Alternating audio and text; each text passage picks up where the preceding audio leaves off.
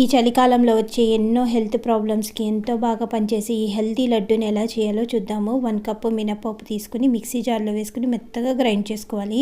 కడాయిలో ఎండు కొబ్బరి తురుము, గసగసాలు వేసుకుని ఒక 2 సెకండ్స్ మంచిగా ఫ్రై చేసుకున్న తర్వాత అదే కడాయిలో నెయ్యి వేసుకుని ఇక్కడ చూపిస్తున్న డ్రై ఫ్రూట్స్ అన్నీ వేసుకుని మంచిగా ఫ్రై చేసుకోవాలి. 1/2 కప్పు గోంది తీసుకుని కొద్దిగా వేసుకుని స్టవ్ మీడియం ఫ్లేమ్లో పెట్టుకుని మంచిగా ఫ్రై చేసుకున్న తర్వాత 1 కప్పు తామర గింజలు కూడా వేసుకుని మంచిగా ఫ్రై చేసుకోవాలి. అదే కడాయిలో నెయ్యి వేసుకుని ముందుగా గ్రైండ్ చేసుకున్న మినపప్పు పిండిని కూడా మంచిగా ఫ్రై చేసుకోవాలి.